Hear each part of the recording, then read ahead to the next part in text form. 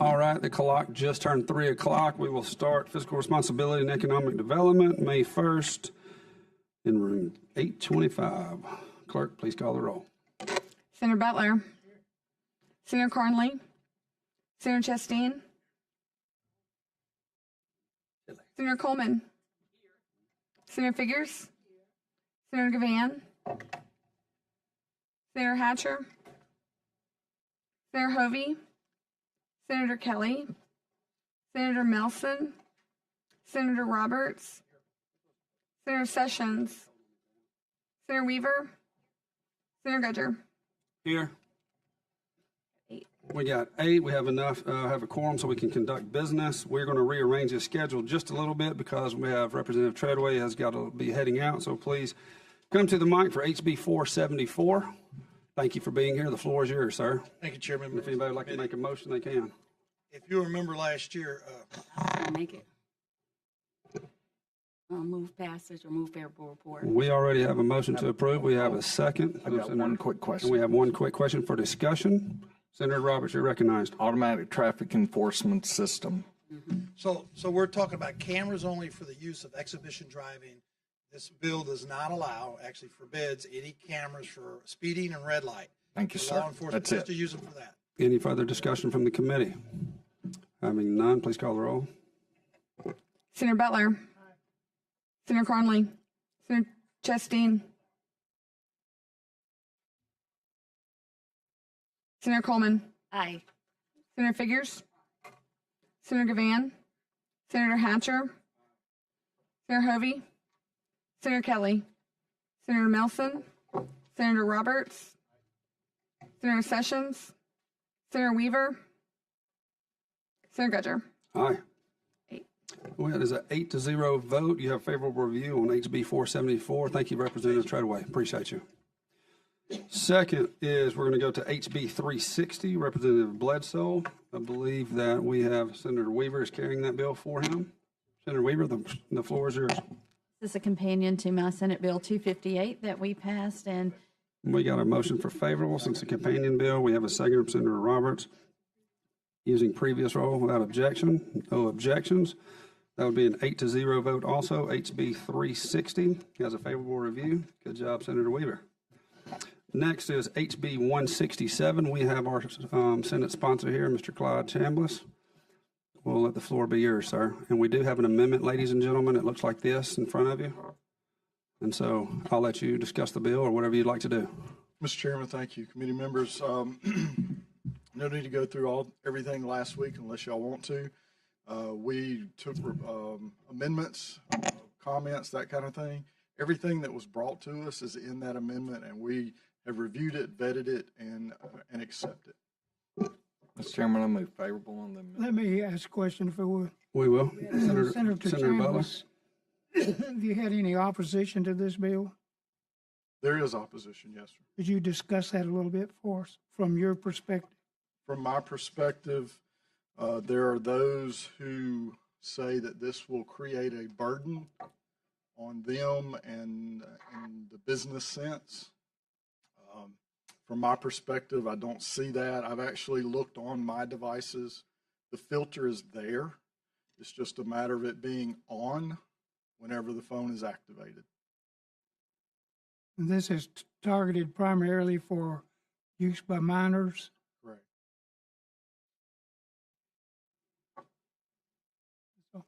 That's all. Any further discussion from the committee? And did we get a motion? Oh, Senator Figures. Yes, when you say businesses, Senator Chambliss, which businesses are you referring to?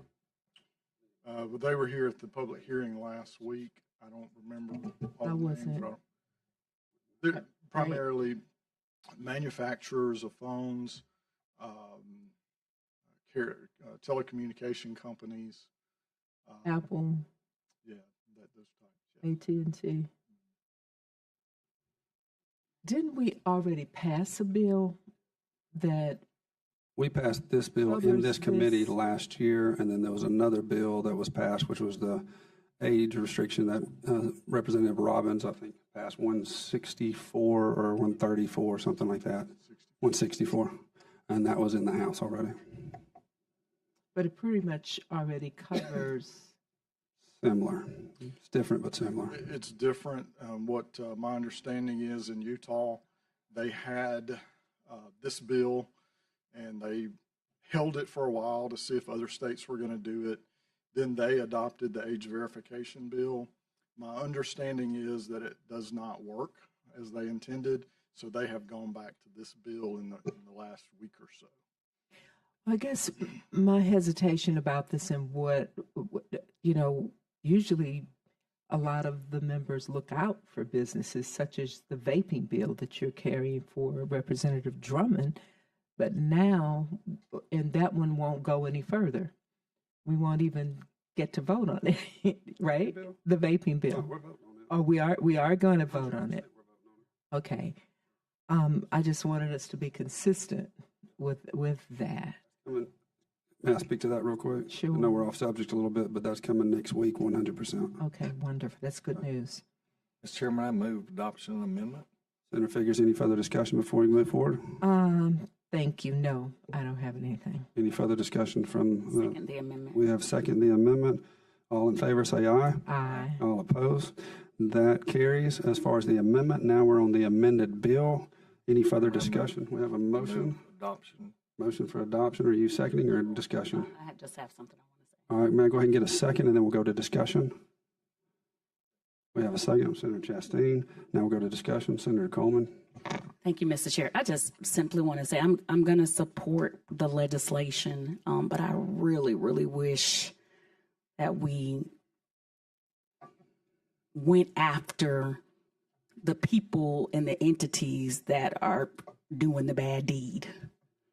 That's where we really, our focus actually should be. But I am going to support today, but if we truly want to help children, we truly want to, get some of the horrible images and things, out of the universe, off the net, all of that. I think we need to really focus on those people that are putting those bad images, those videos, all of those things out there. That's where the focus should be. That's a great point. Thank you. Some further discussion? Senator Butler, you're recognized. Mr. Chairman, I don't see that a public hearing has been called on the bill, but if there's anyone here from the manufacturer's side other than what we had last week. Just as the authority and the chairman, we did the public hearing last week, so I'm not going to do that again and go back through that if that's all right, Senator Butler. But having said that, And I'll vote to get the bill out, but I'm not so sure that I won't have an amendment coming before, or if it comes up on the floor. Senator Chambliss, I guess you heard that. Is that correct? Sure. I'd Okay. be happy to work with you, Senator. Senator Hatcher. I guess, Senator Butler, one of the things, the takeaway from the public hearing last week was that, that at least for me, that was the takeaway, was, say, for example, you type in to the search engine of the phone in obscenities. And let's say, you type it in and the statue of Michelangelo shows up. Or, anything, it's so subjective. And the idea, and one of the issues I think that I had with the bill was that we saw what SB 164 did, age verification. Several states have had to do, in fact, I understand Pornhub pulled out of many of those. So that actually worked. But the difficulty with this bill that I have is that now it puts this level of onus on the device manufacturers who only manufacture the phone, but not the content. And so, I get where it's going, and I definitely can appreciate ideas here, but I just think the responsibility we place on the manufacturer would basically say that if a person, we're doing this for the state of Alabama, and I don't have any information that lets me know how costly that would be for them to do that. They probably could it may not be a burden for those manufacturers, but I do think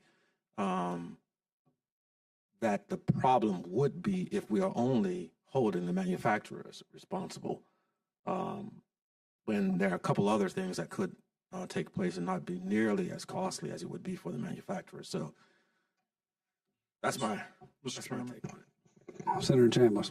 Manufacturers have already expended these funds to develop these filters.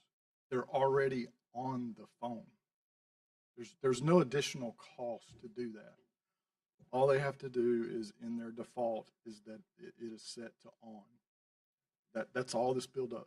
So let me ask this question quickly. Then, if that is the case, are there any representatives for the manufacturers who can tell us how much that would cost for them to have this feature turned on?